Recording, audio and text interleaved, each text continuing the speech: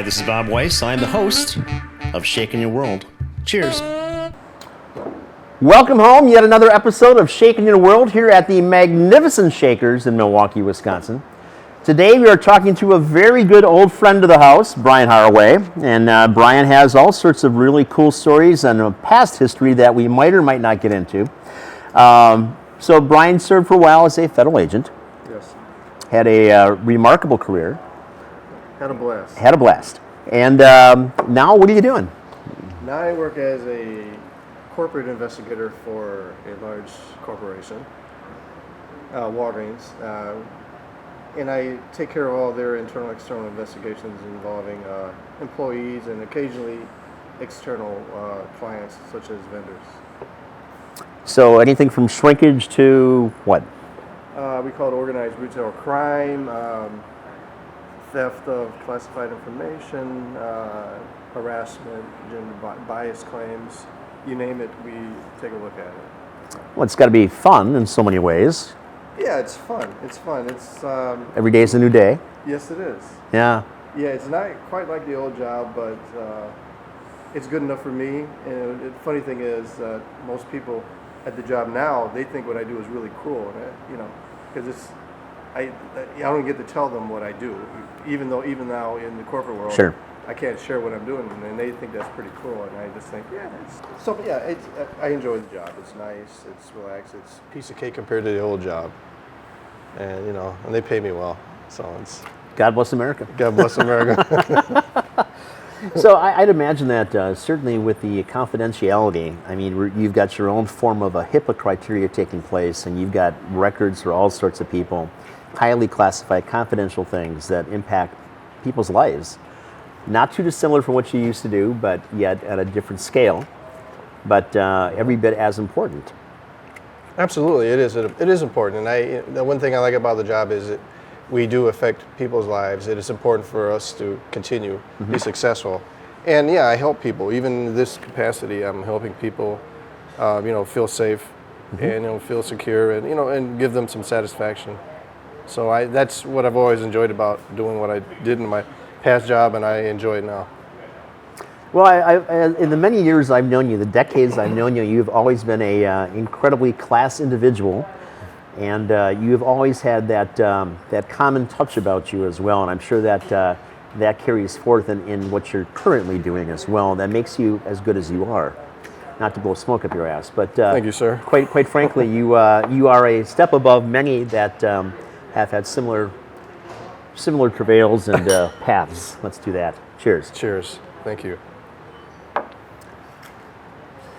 So, in your capacity now in the corporate world, and what percentage of employee theft do you deal with? In my capacity, not that much. Okay. We have hundreds of people in the field that deal with that on a more local level. There has been theft.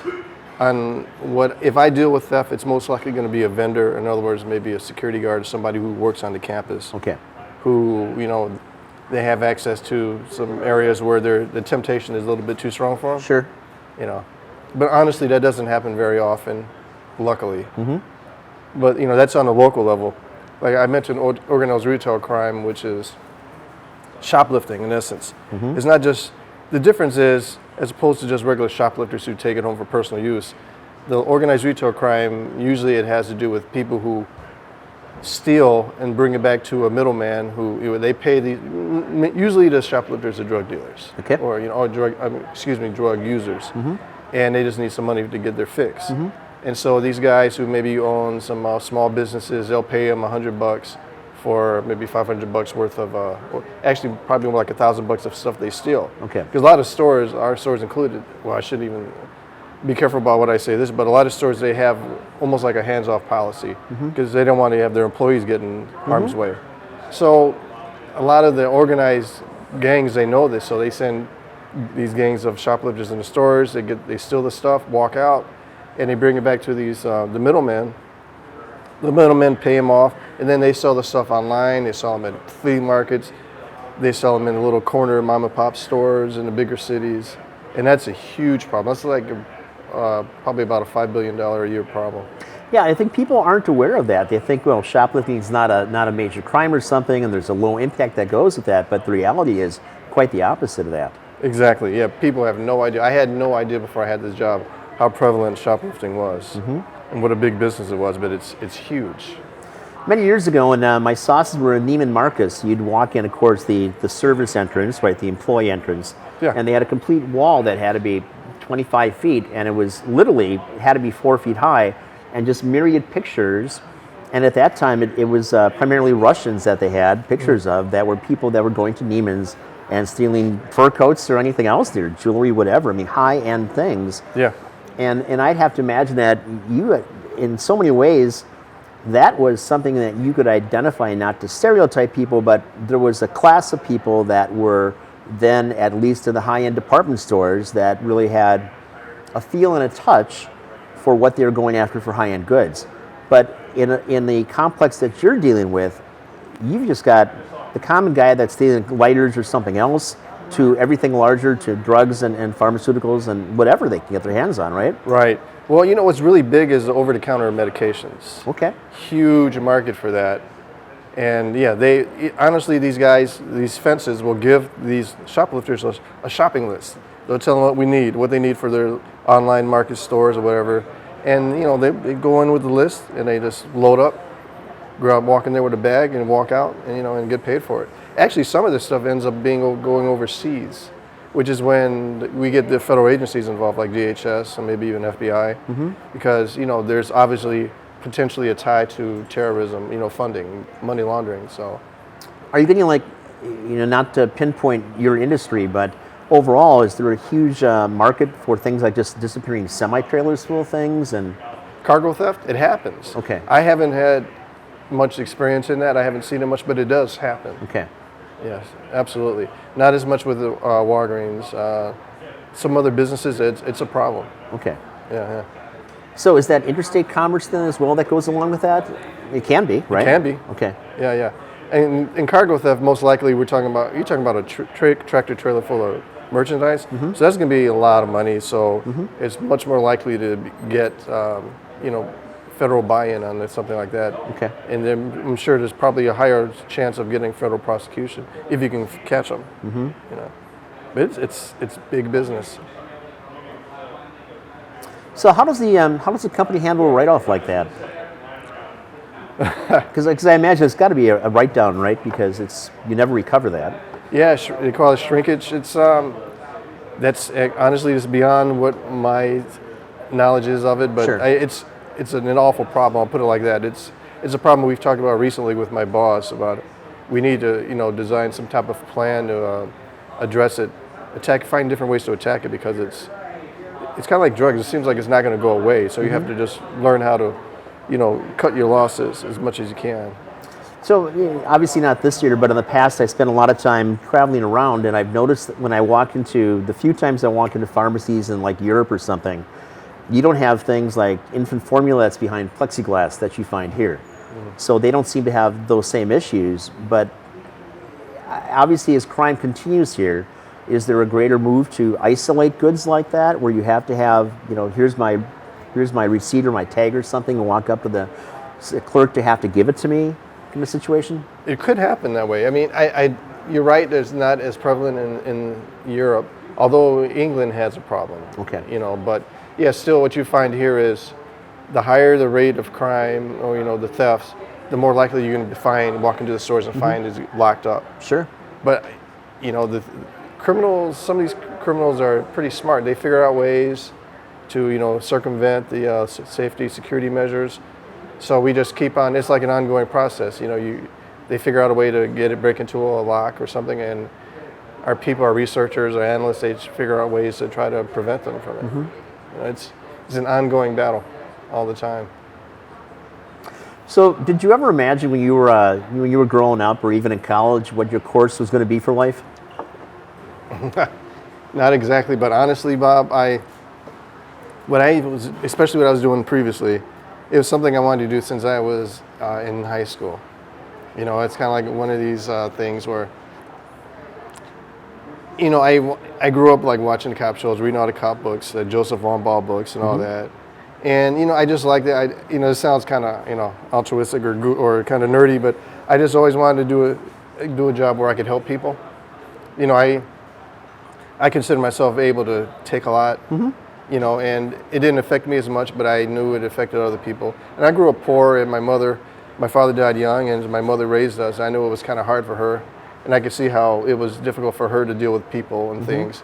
And so when the older I got, I said, I want to do something where I could protect people like my mother and everybody else. I can deal with the scumbags and other people that, and other kind of criminals that other people are afraid to deal with. And so honestly, that's why I always wanted to be in law enforcement. Even when I took my major, which was accounting, I had done my research, and I knew that feds liked accountants. I didn't get into it right away after college, but I always knew, it was on the back of my mind, I'd like to maybe get into federal law enforcement at some point, white collar crime, to get the bad guys who think they're smarter than everybody. And I just feel really fortunate that I was actually able to follow through with my dream, and get to that point. And that's why I enjoyed the job so much, because it was doing what I wanted to do, and I was able to help people.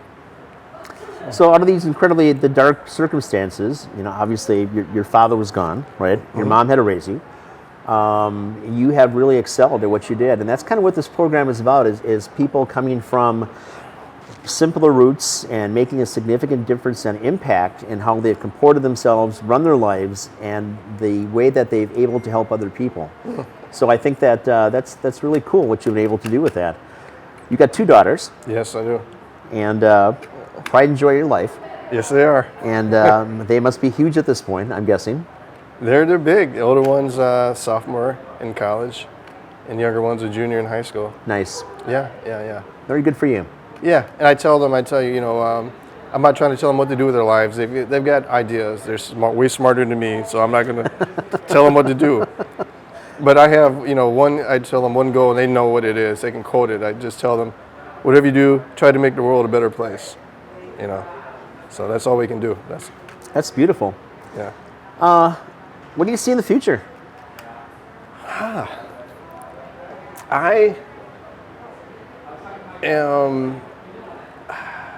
Eventually I'll retire, but I like working. I don't, I can't really see myself just doing nothing, because frankly, I don't have any hobbies really, other than reading maybe a little bit. I don't have any hobbies. I still like going to the gym, but I like working. I don't know how long I'll do this job, but I've talked to a few other friends, and we've talked about consider maybe going into business, maybe consulting or something like that afterward in a few years, and that's a possibility. Big market for that. Yes, there is. So I think that's a realistic possibility. Other than that, really, my goal has been just to make sure my family's safe and secure, and and don't have any issues. Eventually, I'll be honest with you, I've never really liked warm, hot, cold weather, even though I've lived in it my whole life. So I wouldn't mind at some point moving somewhere a little warmer. But my wife's parents are still here, and so we're not going to go anywhere anytime soon. Yeah, family ties. Family ties. Yeah. So I guess that answers my next question, which would be, you've been around the country, you've been around quite a bit.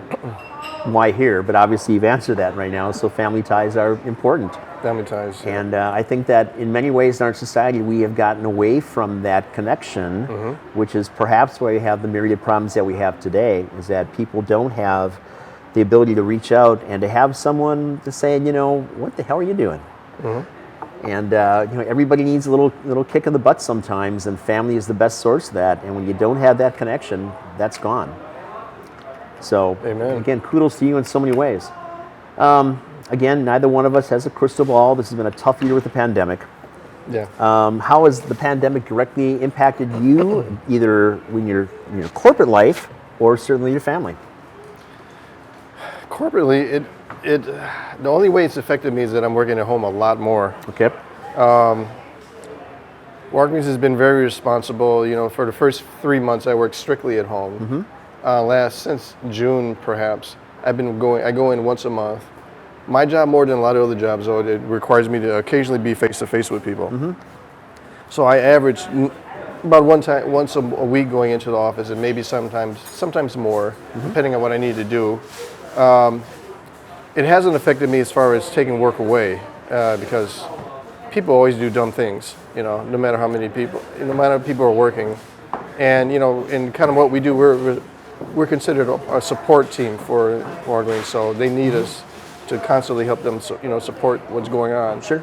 So honestly, I've been busier the last 3 months than I had been previously the first couple of years.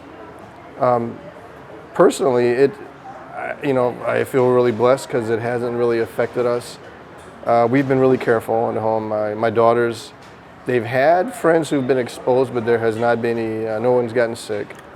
We're all healthy. It hasn't affected my wife, her work. So we feel really fortunate. That's why I feel like, it's time to give back because things have gone really well for us. And so, I want to keep trying to give back. Yeah.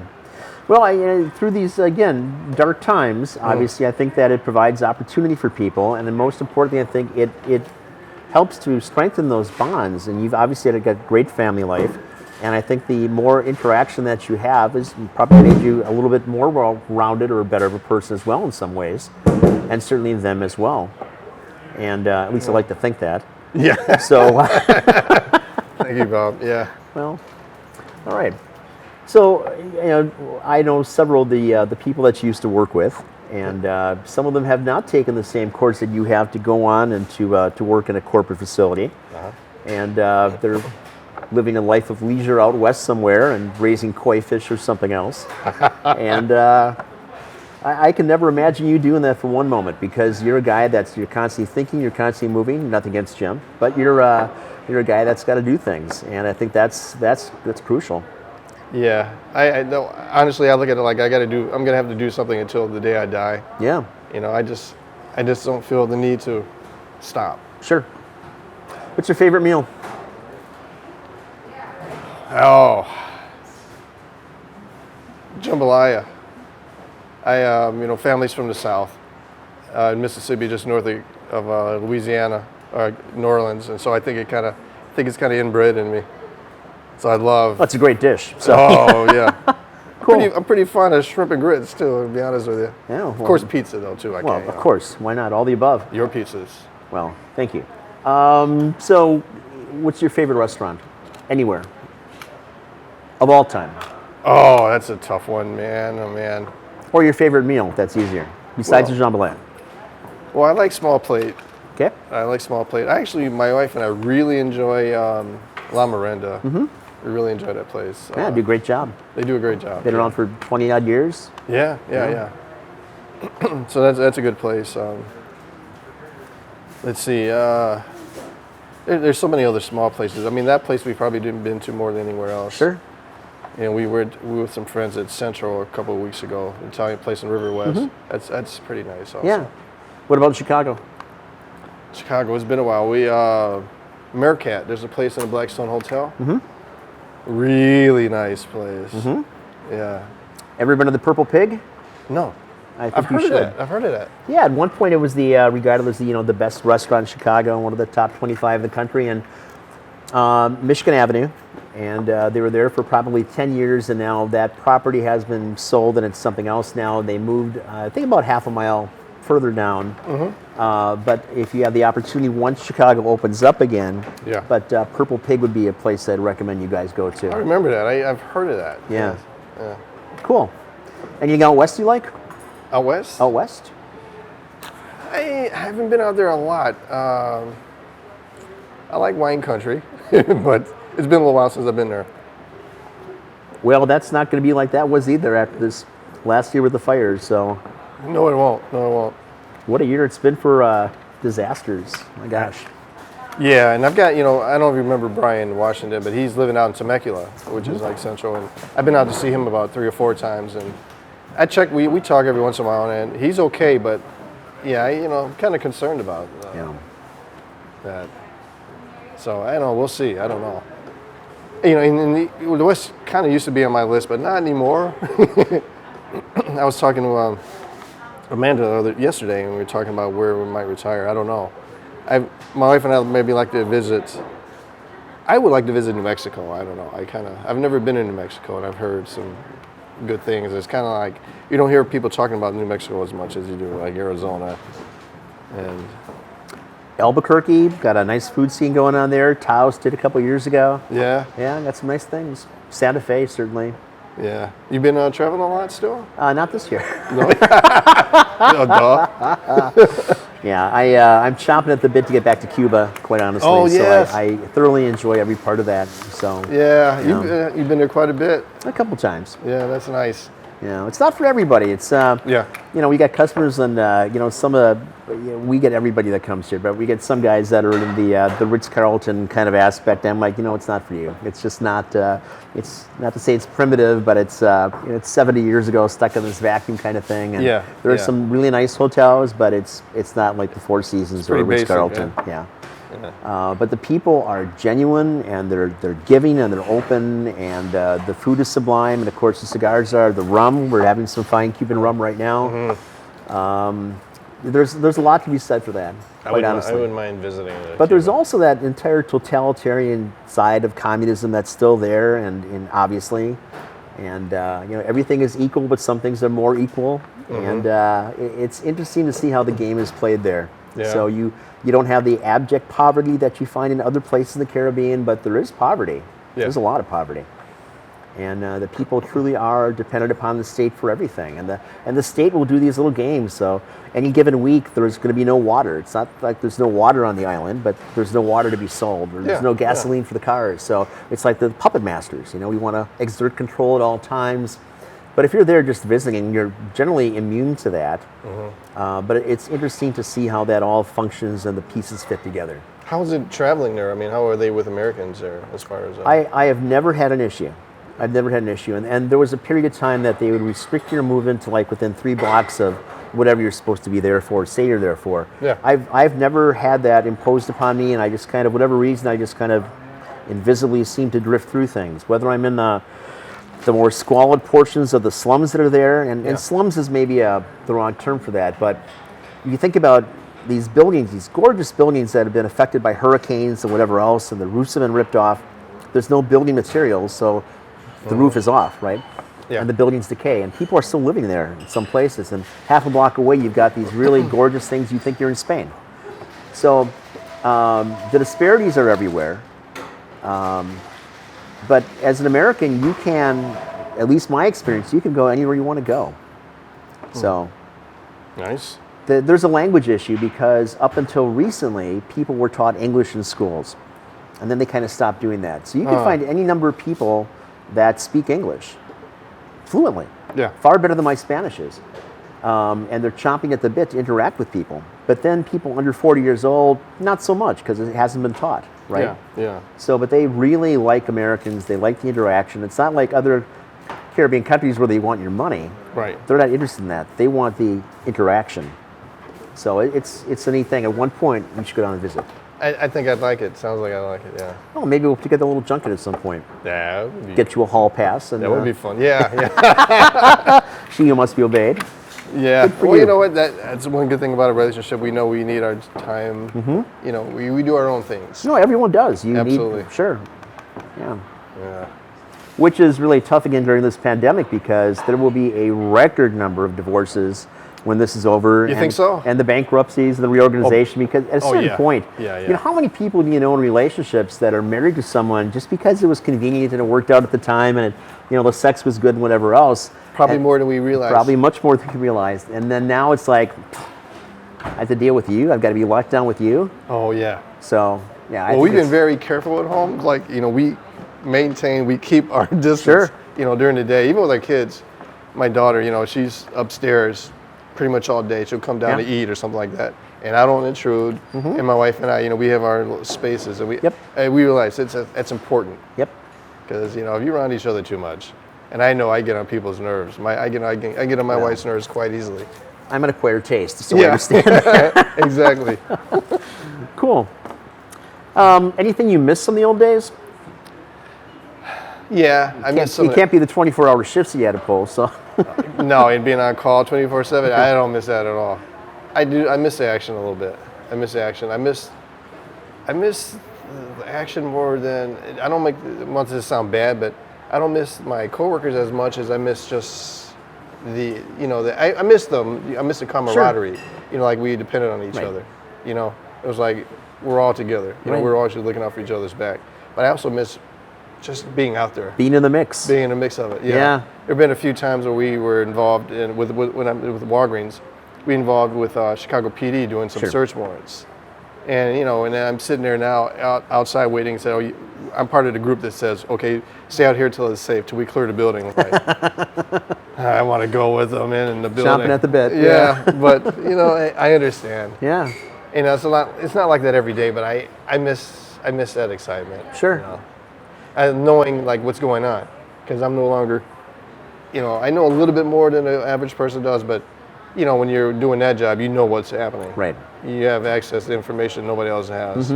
So I miss that part. You missed working with the U.S. Attorney's Office? Yeah. I do. I do, because I have my favorites there. The Skubik and a few others. Sure. I miss the interaction. Yeah. 'Cause Well, we're all- it kept the brain working as well, because that's at a higher level, obviously. absolutely. Because that portion of law enforcement has just got its own machinations, as the process is, right? Yeah. And I try to explain to my daughters, especially my younger one, she loves the criminal shows. I try to explain the whole grand jury process to her and all that, and she gets it. But it's like it's so much easier to understand when you live through it. Yeah. It's. Well, I think that we have really made a lot of mistakes in this country from an educational capacity, because civics courses aren't taught anymore. People don't understand how the parts fit together. And we're paying the price right now. Yes. There's not that connection.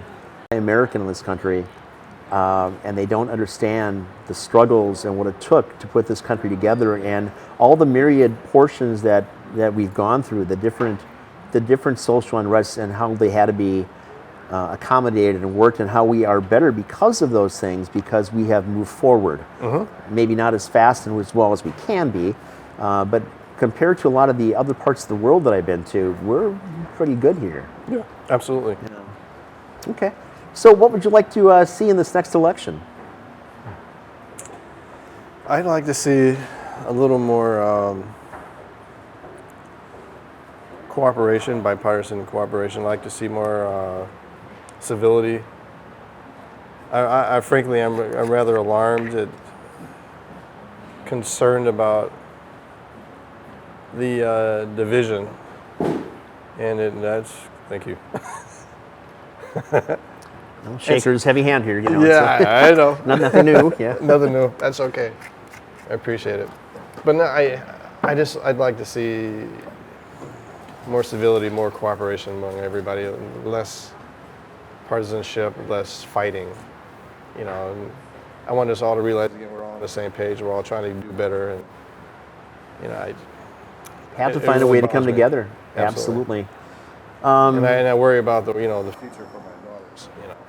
I can't even imagine what the world's going to be like in 50 years. No. So I'm not going to ask you who you're going to vote for, but I'm going to guess it's not Kanye. It's not Kanye. Though, compared to the other two choices, that maybe wouldn't be the worst. I mean, That's what worries me. The Yeah. choices. Yeah. The last few years has been the choices. two grumpy, incoherent guys. Anyway, Yeah. Well, it is what it is. Yeah. Term limits. What do you think about those? For Congress, Any political office. I'd like to see term limits. I would like to see term limits. I Hear, really hear. would. I agree, and I don't like seeing where one party controls everything. I don't care who's in charge, who's the president or not. I think it's much more healthy to have, separate parties run separate parts of the legislative branch. I just think it's we're setting ourselves up for anger, and then it sways heavily from one side to the other side. Everybody gets angry. I think we're way better off having a little more. I mean, that sounds like the easy way out, but I think we're better off when there's a little more evenness as far as power goes, and get the guys who were in there for 20 years. That's ridiculous. Term limits, please. Fresh blood, fresh ideas, and I think that Exactly. Aiming towards one goal, of course, is to unify us and move the country forward. But I think Right. that it's not going to happen with all these old stodgy guys that are just stuck in place Right. because you get complacent. Yeah. Right. The funny thing is, us being baby boomers, my daughters just give me such grief. You know, they're blaming everything boomers. They look at me like, okay, boomer. My say, kids, "Hey, you my know, kids the I exact same can't- way. Yeah. What can I say? Right. Right. I said, guys, you know, learn from our mistakes and do better. Yeah. The Middle East, what's going on there? Not that anybody knows the answer to that, by the No. way, but Well, it's been scarily, I don't know if it's scarily quiet or just that we've been so focused on our own issues. I think it's going to stay unstable there for, I don't know, forever. You know, I don't know. It's, I think it still bears to be watched very closely. Okay, given what I did as a career for 20-something years, I don't trust anybody. I'm still very cynical. You know, I'm an optimist. I'm pragmatic, but I'm also very cynical. So, I'm intrigued by some of the things that our president has done lately. You know, getting the everybody but the Palestinians together to kind of talk at least, and pretend that we're all going to have a better world. But I hope it sticks. But Yeah. like you, I think that there's something else that's there, and I think that we have to be very cautious about how we regard any of that. Yes. North Korea? They scared me more 4 years ago than they do now, but still, that guy is really unstable. I'm hoping we're watching them closely. Excuse me. I mean, that foreign policy is one area where I think it's tough to get right, and everybody, I don't know, it's, I rely heavily on the experts, so I would like to see us rely more on the people who study these countries all the time. Right. You know, as opposed to just having some politician come in there and, spot what they think is right. I think we don't rely more on our intelligence experts enough, I would agree. so. That's what they do. That's what they do. Right. I mean, some of them have been studying these countries for years, Right. their whole career. So I don't know why we think they would be partisan, or, I mean, they're looking out for our best interest. Sure. So that's how I feel. I think we need to rely more on our experts than we have been. Who killed JFK? Oh, man. I usually really don't like conspiracy theories at all. I would not be surprised, though, if there was some connection to the mob or Cuba. But it may not ever get, I don't know, it may never come to light. But I think it's difficult to go along with the theory that it was one shooter, because you have different entrance points and different trajectories, and I just can't see that holds water at all. But it's kind of funny you mention that, because I was talking to my younger daughter about the Warren Commission not too long ago, because my father had the book. And I'm thinking, like, I wish I could find a book. I might read it now. that was Zapruder, the film, I think. And I think that it didn't come to light for like 12 years after the event as well. And you got this grainy kind of footage going on. Yeah. And then the Warren Commission. But I would have to guess. I don't know if it was the company that was involved with that, or if it was the mafia. But I think that there was somebody else that was certainly behind that on an organized level. Yeah, there was some influence there, I'm sure. Yeah. There was probably influence there in some capacity of some, dark groups. I've even read recently that there was more than speculation that Jack Ruby had been given something mind-altering before he shot Oswald, and then afterwards when he was in jail as well, and he went just nuts. I had not heard that. So the theory is that something was introduced to him in jail, and that's what then finished him off as well. Really? Yeah. No, I hadn't heard that. So interesting. how many years later? I mean, for God's sakes, we still don't know the answer to that. So Yeah, that's fascinating. Yeah. Yeah, it's that kind of stuff really intrigues me. So I don't know. Thoughts on the? I'm still going to call them the Soviets because I think they are. But your thoughts on Russia, Ukraine? I don't trust them as far as I can throw them. There you go. I mean, they're looking out for their country's interests. Of course they are. They would do anything. I'm convinced they have. I just read an article recently that Well, I think it's pretty much well known that they had their own version of the Americans, the TV show Americans. They have deep agents. Right. Yeah, they do anything to, to So get what they more can. than the Chinese? Oh, here we go. You know what? I think commercially, the Chinese are worse Okay. because they consider us more in competition with, Okay. with them as far as being the economic power of the world.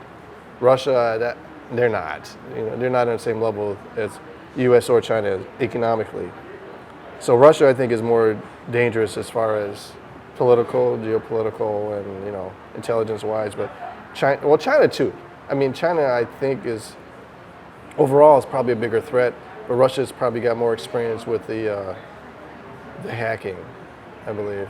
But China is like I remember even my old job, we talked about China. Just I read reports about intellectual theft by China, and they have the people, on the corporate level, they have people stealing secrets all the time. So they're both bad.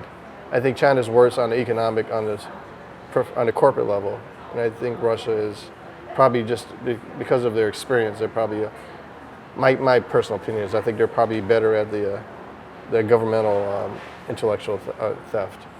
Well, the Chinese have really shown themselves proficient at assisting other countries. So we're buying up areas, we'll loan you money for 20 years or something, and then guess what? You can't pay it, so we'll take over your port.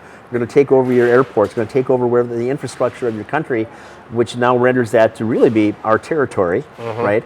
And the Russians can't afford to do that. Right. So I think that they rely more upon the old days of maybe the KGB, the Stasi-esque influence. Yeah. Not the thuggy kind of thing, but more that portion of it.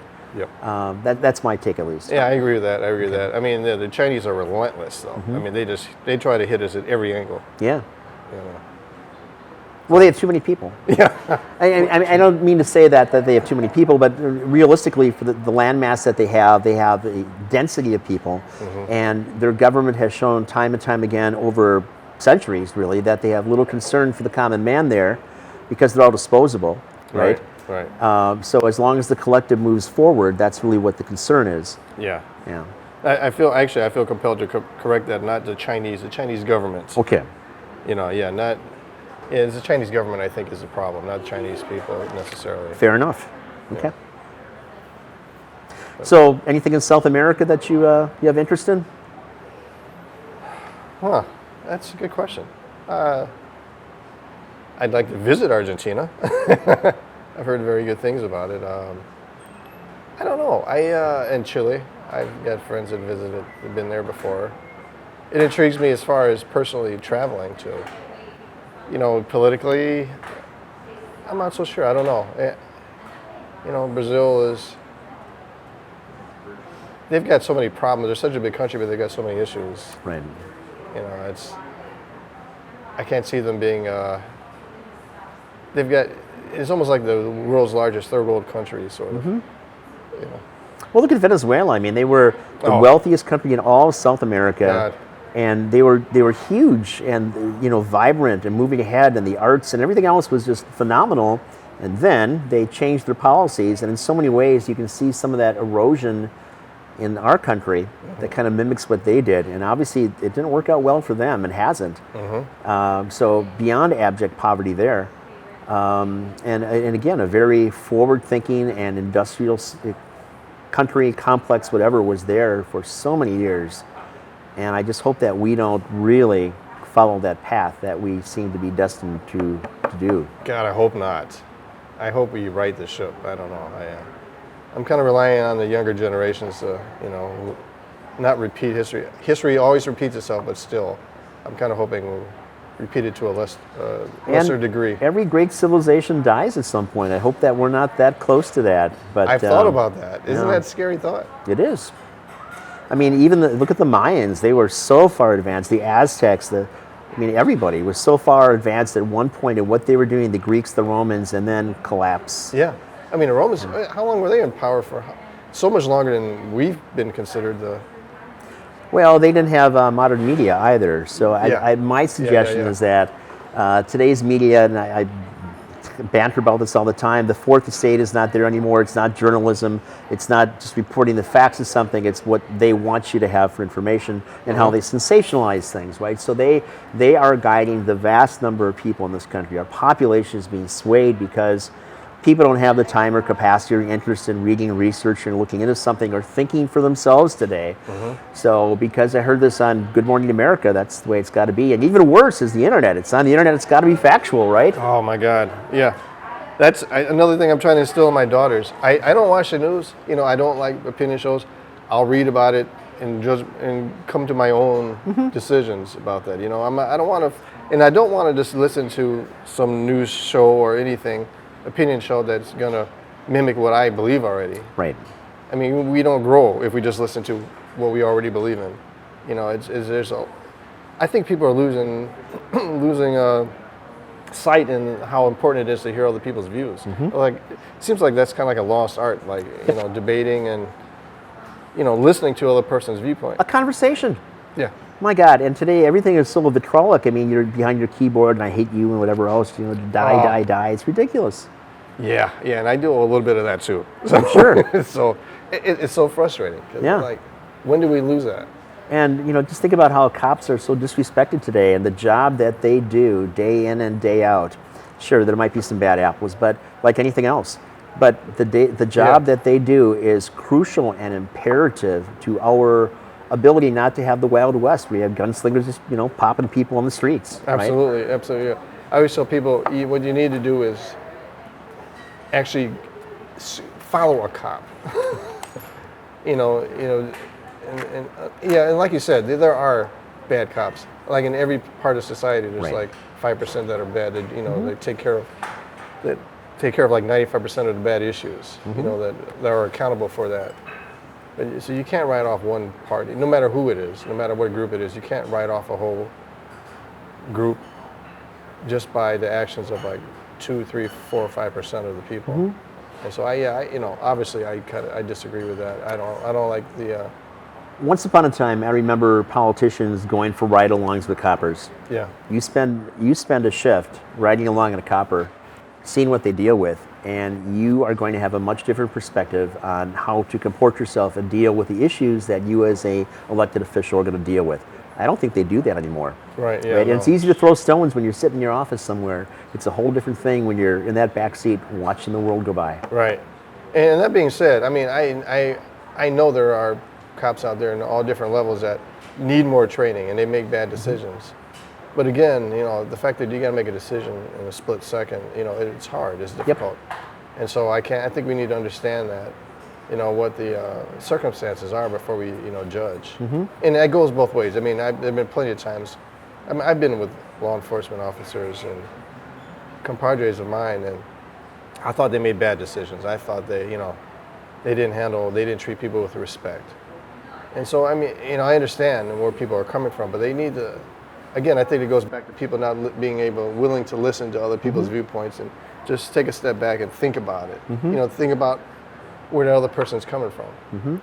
Because it affects everybody's decisions, and everybody's going to have a different decision that they come to based on their experiences, what they've been through in their lives. So you can't just like write it in a book and say, this is how it's going to be. Well, yeah, and obviously when you're rolling up to a scene, for God's sakes, obviously something bad has taken place, right? And it's impacting everybody who's involved, and so you have to ferret out through who the players are and to figure out maybe what their motivation is as well. And at the same time, you've got to be able to respond and react quickly. So it's a tough job, for God's sakes. It is. And and it hasn't been a struggle for me, but I've always thought it's really interesting being African American and being in law enforcement.